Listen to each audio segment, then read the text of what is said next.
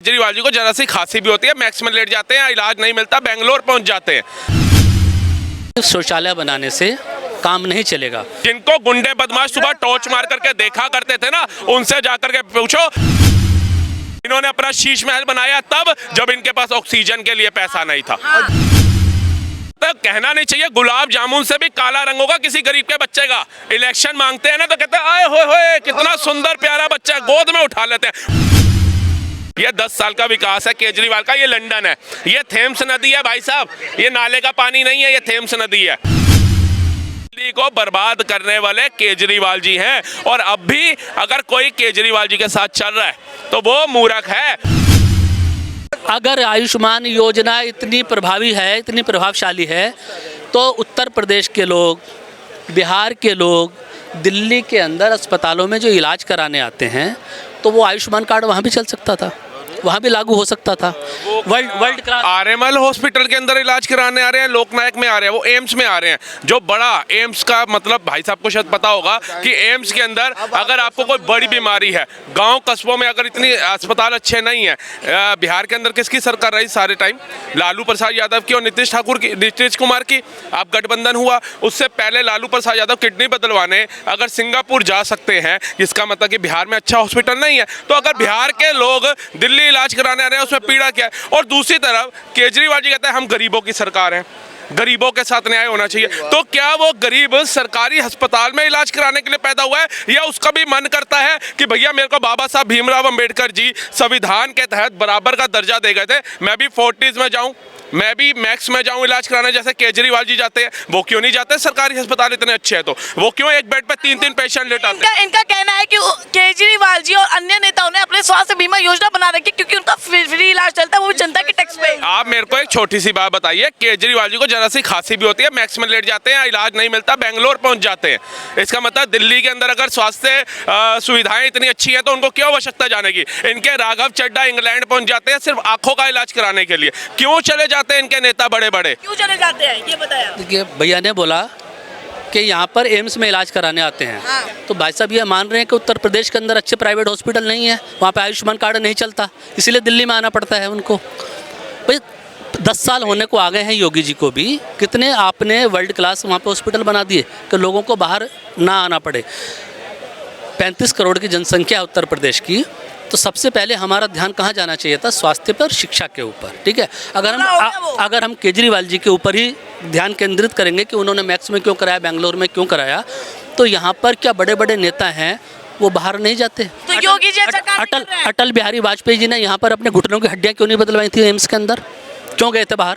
देखिए, घुटनों की हड्डियों की बात कर रहे हैं, उनको जो बीमारी थी जिसमें राजीव गांधी जी ने उनकी मदद करी थी बाहर इलाज कराने में, और ये उजागर भी उन्होंने खुद करी थी। ये होती है पवित्र आत्मा, एक कर्म भोगी, जिसने सत्य वहां पे बताया कि राजीव गांधी जी ने अगर मेरे को इलाज कराने के लिए बाहर भेजा था तो भेजा था, छुपाया नहीं। अब दूसरी बात आई, भाई साहब ने कहा एम्स टिल 1947 से टिल 2003 तक भारत के पास सिर्फ एक एम्स था, वो भी दिल्ली वाला।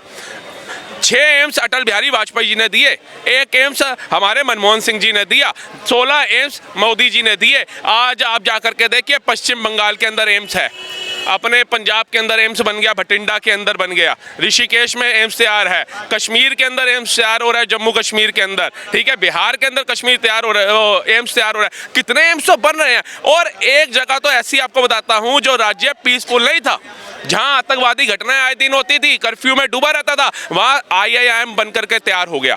वहां जम्मू से श्रीनगर तक ट्रेन चला दी गई, और उससे भी मोदी जी का जी नहीं भरा। अब उन्होंने 26 जनवरी 2025 को दिल्ली से कश्मीर के लिए ट्रेन चला रहे हैं। मात्र 12 घंटे के अंदर आप रात को 7 बजे बैठो, सुबह 7 बजे कश्मीर के अंदर हो गए। ये तो कह रहे हैं कि मोदी जी ने इतने सारे काम करे, इतना काम गिनवाए, लेकिन आप बताए ना, क्या कुछ नहीं किया मोदी जी ने? देखिए, देश के अंदर सिर्फ शौचालय बनाने से काम नहीं चलेगा, या ट्रेन है जो ट्रेन बता रहे हैं वो ट्रेन ऐसी है कि ट्रांसपोर्ट एंड कम्युनिकेशन की बात कर रहे हैं।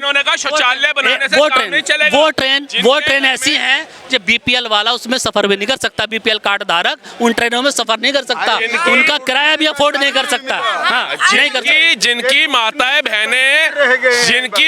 बहनें सुबह सुबह का वेट करती थी ना शौच जाने के लिए, उनसे उनसे पूछिए शौचालय से उनको क्या फायदा हुआ। जिनको गुंडे बदमाश सुबह टॉर्च मार करके देखा करते थे ना, उनसे जाकर के पूछो कि उनके घर में शौचालय अगर मोदी जी ने बनवा करके दिया तो उनको क्या लाभ हुआ। एक निकम्मी सरकार 55 साल राज किया भारत के लोकतंत्र के ऊपर। एक मूल चीज होती है शौचालय, एक मूल चीज होती है शौचालय, वो तक उपलब्ध नहीं करा पाई गरीबों के लिए। और ये कहते हैं हम गरीबों के मसीह है। ये केजरीवाल जी ने कितने पक्के मकान दिए झुग्गी झोपड़ी वालों को पूछिए, कितनी झुग्गी झोपड़ियां पक्की करी हैं पूछिए। इन्होंने अपना शीश महल बनाया तब जब इनके पास ऑक्सीजन के लिए पैसा नहीं था। जब इसका अच्छा, आप कह रहे हैं कि शौचालय पे भी आपने बात करी। अरे चाचा एक सेकंड, आपने शौचालय पे बात करी, लेकिन ये तो कह रहे हैं कि टॉर्च मार के देते, छेड़खानी करते, तो इस पे आप क्या कहेंगे? तो ये रात को जा जाकर सेवा बस्ती में झुग्गियों में कैंपों में रात को रुक रहे हैं बीजेपी वाले जाकर। इनको नहीं दिख रहा है झुग्गी की झुग्गी है 10 साल में 2014 से आज भी झुग्गियां हैं। ये मकानों में ये मकानों में ये मकानों में परिवर्तित नहीं हुए। और रात को सोते हैं, वीडियो बनाते हैं, रात को 12:30 बजे 1 बजे निकल जाते हैं। सुबह देखो ना वहाँ पर शौचालय जो सरकारी बने हुए हैं, जो केजरीवाल ने बना रखे हैं, कितनी लंबी लंबी लाइनें लगती है, कह रहे हैं कि बना के निकल जाते हैं। अरे इन गरीबों को अपने घर में अपने बेड पे सुलाओ और खुद नीचे सो, इनको मेहमान बनाओ। उनके घर में जाके सो रहे हो, उनका खाना बीजेपी वालों के दिमाग में आया कि गरीब के घर में रह करके गरीबों की जिंदगी जी करके एहसास देते हैं कि उनकी जिंदगी कैसे है, किस अवस्था में वो जी रहे हैं। ये केजरीवाल जी के मन में तो नहीं आया। 10 साल से सत्ता में है दिल्ली की, बताइए इलेक्शन छोड़ करके किस गरीब के घर में गए? मतलब कहना नहीं चाहिए गुलाब जामुन से भी काला रंग होगा किसी गरीब के बच्चे का। इलेक्शन मांगते हैं ना तो कहते हैं आए होए कितना सुंदर प्यारा बच्चा, गोद में उठा लेते हैं। वो बच्चे की स्टडी के लिए, उस बच्चे के स्वास्थ्य के लिए कभी आम आदमी पार्टी का कोई नेता, कोई विधायक, कोई पार्षद आपने देखा है तो फोटो उजागर करिए। ये कहते हैं कश्मीर फाइल यूट्यूब पे डाल दो। ये जो गरीबों के लिए काम करते हैं वो क्यों नहीं यूट्यूब पे डालते? पूछिए इनसे। यूट्यूब पे कश्मीर फाइल की बात की भाई साहब ने अभी अडानी फाइल्स भी बनानी पड़ेगी इसको, विवेक अग्निहोत्री को। ऐसा आप लोग ले रहे हो? ठीक है, अडानी से क्या दिक्कत है? अडानी से क्या समस्या? भाई जो भी आरोप लग रहे हैं उनके ऊपर, अमेरिका की कोर्ट ने लगाए हैं 2200 करोड़ रिश्वत देने का। अब देखिए रिश्वत का कितना बड़ा कांड है। सोलर एनर्जी पावर जो है ये केंद्र सरकार का प्रोजेक्ट है, पूरे विश्व का सबसे बड़ा प्रोजेक्ट है। कोई भी कंपनी जब भी कोई प्रोजेक्ट लेगी सबसे पहले केंद्र सरकार को अप्रोच करेगी। केंद्र सरकार फिर बिड वहाँ पर एक प्रक्रिया चलाएगी कि किसको देनी है। वो अडानी जी को मिल गया।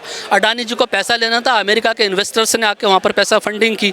तो जो प्रक्रिया वहाँ पे अपनानी थी, देश के अलग अलग राज्यों में बड़े बड़े लोगों को वो टेंडर लेने के लिए, प्रक्रिया लेने के लिए जो रिश्वत वहाँ पर दी गई है, उसके लिए वो आरोप लगाए हैं। वो हम नहीं लगा रहे, देश की न्यायपालिका नहीं लगा रही। क्या उसी रिश्वत के पैसे से राहुल गांधी जी जो गठबंधन की सरकार है केजरीवाल के साथ हाथ से हाथ मिलाकर के चलते हैं, तेलंगाना में 100 करोड़ का चेक पकड़ रहे हैं।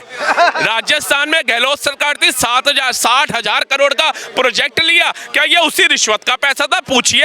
अगर रिश्वत का पैसा था तो आपके केजरीवाल जी ऐसे रिश्वत का पैसा लेने वाली पार्टी के साथ कर क्या रहे हैं? पूछिए इनसे। 70,000 करोड़ का सिंचाई घोटाले का अजीत पवार के साथ क्या कर रहे हैं आप? अभी सब पे कैलाश गहलोत को आप कहते थे ये भ्रष्टाचारी है, इसने डीटीसी में घोटाला किया है, आपकी गोदी में आकर बैठ गया। सारे ईडी और सीबीआई के दबाव में आए। भारतीय जनता पार्टी के इन्हीं पापों की वजह से 27 सालों से दिल्ली की सत्ता से दूर है ये पापी लोग।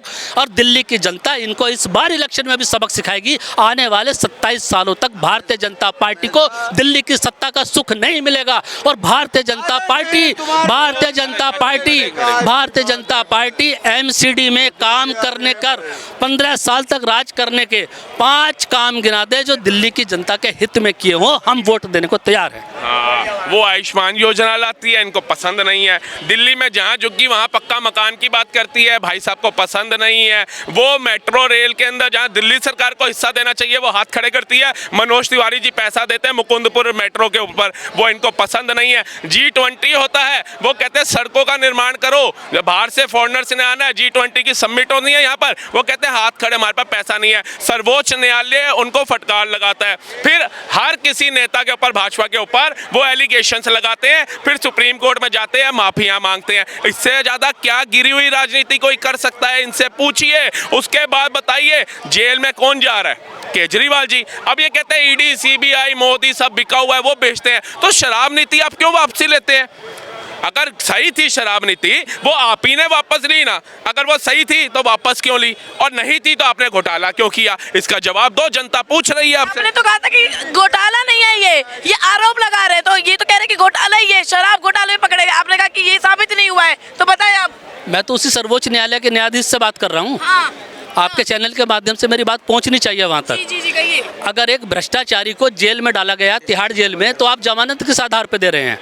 जाके जाइए, आप एक चुने हुए मुख्यमंत्री। जमानत तो सुनिए सुनिए सुनिए सुनिए सुनिए जयललिता को भी दी, जाइए शरद पवार जाइए को भी दी। जाइए उसमें जाइए, आप केजरीवाल के अपने साथ क्या अनोखा अपनी काम पार्टी का चुनाव प्रचार कीजिए।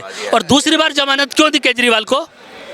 कि आपके पास जो फाइलें हमारे पास आई हैं भ्रष्टाचार की, दिल्ली शराब घोटाले की, इसमें पन्ने खूब सारे हैं। मुझे ये बताइए ना, लगेंगे मुझे सालों लगेंगे। और जज साहब ने आदेश दिया। क्यों? बात सुनिए, 19 तारीख तक का समय दिया था, भाई साहब को पता तो कुछ है नहीं। 19 तारीख को पहला सर्वे हुआ, ठीक है जी, उसके बाद 24 तारीख को दूसरा सर्वे हुआ। क्यों? 29 तारीख को रिपोर्ट सौंपनी है उन्होंने सुप्रीम कोर्ट के अंदर। क्या बात कर रहे हैं? अब 29 तारीख को जब रिपोर्ट सौंपनी है तब वो जाएंगे।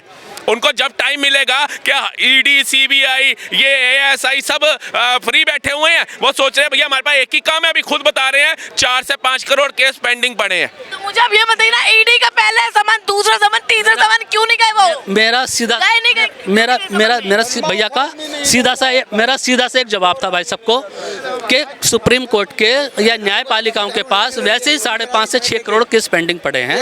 ऐसी क्या आफत आ गई कि आपको 2 घंटे में रिपोर्ट चाहिए, 29 तारीख तक ही चाहिए, ऐसे ही चाहिए। सुप्रीम कोर्ट ये तो एजेंडा फैला रहे हैं। सुप्रीम कोर्ट ने तो नहीं कहा मुझे 2 घंटे में ला करके रिपोर्ट दो, वो चाहे संडे को भी सर्वे करके आए, लेकिन रिपोर्ट उनको 29 तारीख को सौंपनी है।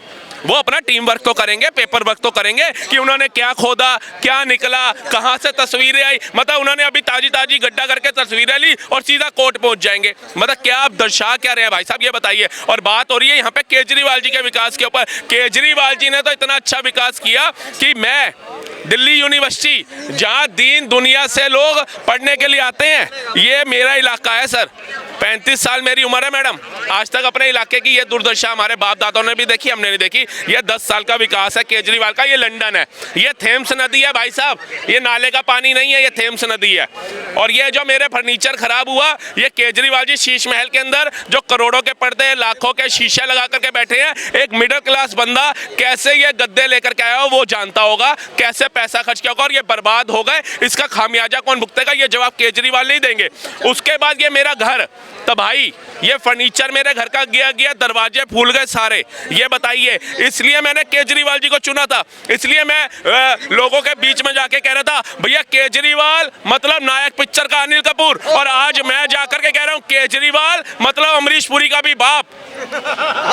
आज हम भटके ना, हमने विश्वास किया, विश्वास तोड़ा। आज वो विश्वास तोड़ने की वजह ही तो है कि जेल का जवाब वोट से नहीं दिया।